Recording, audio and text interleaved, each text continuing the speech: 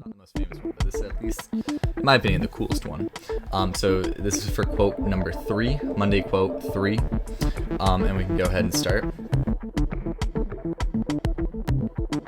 Hey, what's up, everybody? Welcome back to 21st Talks. My name is Coleman, the only show where we give quotes on every Monday, streamed directly from a dorm room to hopefully allow everyone to live a better life and a more flourishing life in the 21st century while trying to do the most good that we can. We talk about effective altruism, we talk about existential risk, and we talk about where the world is going and how you can be a part of making it better.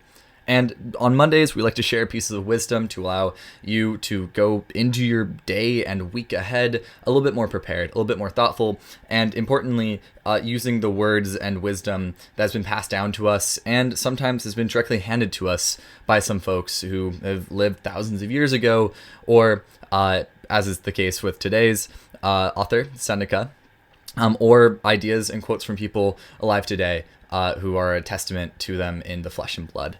So today's quote is number 3, and it is Seneca's. There's not a term for it. There's not it's not known as one of his quotes, but we can go ahead and jump into it, and I hope you guys enjoy. Seneca writes, "Let us, then, steer our own course, and no longer allow ourselves to be driven to leeward by the force of our misfortune. He is a sorry pilot who lets the waves wring his rudder from his grasp, who leaves the sails to fly loose and abandons the ship to the storm. But he who boldly grasps the helm and clings to it until the sea closes over him deserves praise, even though he be shipwrecked." That's from Seneca's Selected Dialogues and Consolations. My edition is translated by Peter J. Anderson. And Seneca, for those of you who haven't had the pleasure of becoming familiar with him or his life's work, was a advisor to the Roman Emperor Nero, and was a major member of a philosophical group called the Stoics, which really tried to espouse these ideas of strength in the face of adversity, and in the case of Seneca's beautiful quote here, a sense of autonomy despite the waves and the ocean being incredibly scary and incredibly stark at times. And that's one of the reasons why I want to share this quote with you all today, is when we're looking out into the 21st century ahead and our lives today, things can feel really, really overwhelming sometimes. The rates of fatalism, from just looking at the psychological literature, the rates of fatalism among young people is incredibly high.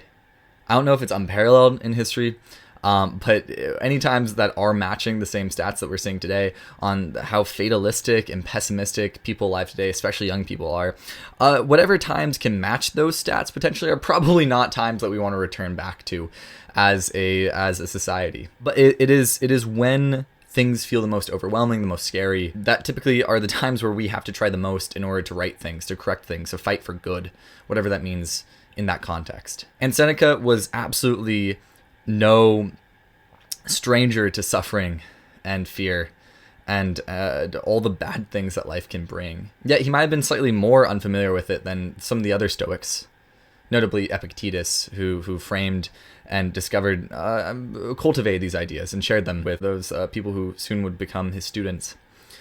He started doing that when he was a slave and had been beaten to the point of no longer being able to walk properly unassisted. And Epictetus came to these ideas that Stoicism is founded on. The Marcus Aurelius, a later Roman emperor, found the same strength and virtue in those ideas that Epictetus, a horribly maimed slave several hundred years before, had found strength and vitality in. And later comes Seneca, speaking of the sorry pilot, who loses his grip and lets the waves overtake not just his ship, but also himself, and presumably his crew as well. I don't know if you've sailed before, but I remember a very stark day when I was sailing in just right inside this area called Kattegat in the waters between Sweden and Denmark and Norway. And we were hitting some like 2-meter swells. I was on a replica Viking ship. It was a great story. But there's this one day specifically where we're hitting these 2-meter swells, and it had been pouring down rain for probably 4 or 5 hours. And it was cold, and I was exhausted. I didn't speak any Danish, which led to some potential near misses when it came to almost getting severely injured. I wasn't feeling too good about that. But it was a situation under which I couldn't collapse. If I did, I would be leaving the rest of the crew one man down. I guess at the time, one boy down. And importantly, I would have been letting myself down. And around the same time, intellectually and politically, I was starting to get more and more involved with existential risk and effective altruism, and something about the experience of being so vulnerable to waves, right? Again, this is a replica 10th century Viking ship that I was on, and just the sense of just sheer connection to the past and sheer connection to the danger that all of these Norse oarsmen and in this case sailors would be encountering every time they went out to sea. That weight, and the fear that I was feeling at the time as a 16-year-old on that boat in that situation, far from home. That historical context of what the Viking sailors had to have experienced really put that fear in perspective for me. And I remember thinking, I'm miserable and I have to try, and I'm going to try. And then as soon as I accepted that, it wasn't as much of a struggle anymore. Last week, 2 weeks ago, we discussed Viktor Frankl's ideas, which is the foundation of many of the ideas that allow us to approach the biggest risks and hazards facing us this century here at 21st Talks. And Viktor Frankl has a quote that next week we'll be covering. But the gist of it is that as soon as you adopt and take up the suffering that you're encountering as a potential viable source of meaning, of purpose, not purpose and a will to be just because things are bad, that's not good enough, but a will to be despite the bad, in order to overcome the bad.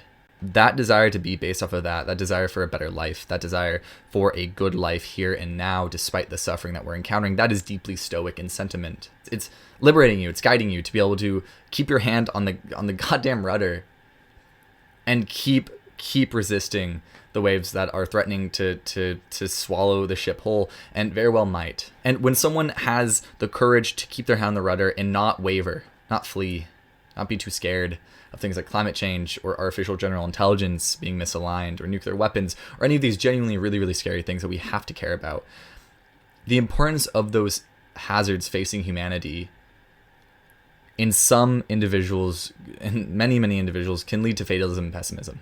But keeping your hand on the rudder and trying as hard as you can and truly trying to do something in terms of mitigating it, trying to get a little bit farther, trying to do a little bit of good, that's exactly the type of captains or first mates that we need at this time in history. Because otherwise you're letting a really rough sea win, and you will have never known if you had just kept your hand on the rudder and just kept trying and not been Seneca's sorry sailor, right? But the potentially shipwrecked sailor who deserves praise. To be the sailor who deserves praise and to try is noble, it's virtuous, and it's good when you're aiming and directing yourself in the direction towards not just individual flourishing, but also trying to make sure that humanity as a whole is doing good. And that's what I think about when I think of Seneca's sorry sailor, and I suppose praiseworthy shipwrecked sailor quote. Thank you guys very much. And if anyone wants to see photos of me on a Viking ship when I was a wee lad, I'd be happy to share them. Just let me know, and I can throw in the next video. But without any further ado, thank you guys so much. Like, rate, and subscribe. And if you're interested in figuring out more ideas that can help empower you to go into the week ahead with a little bit more strength, a little bit more of a cohesive image, cohesive goal of the type of life you want to build, both for yourself, but also in an effort to mitigate the most pressing threats facing humanity this century and beyond. If you want to get involved, you can subscribe down below or follow us on our podcast, whatever platform you might be listening to this on. Thank you guys so much. And my name is once again Coleman, and thank you very much to our producer, Justin, for editing this and putting it together. Peace out, guys.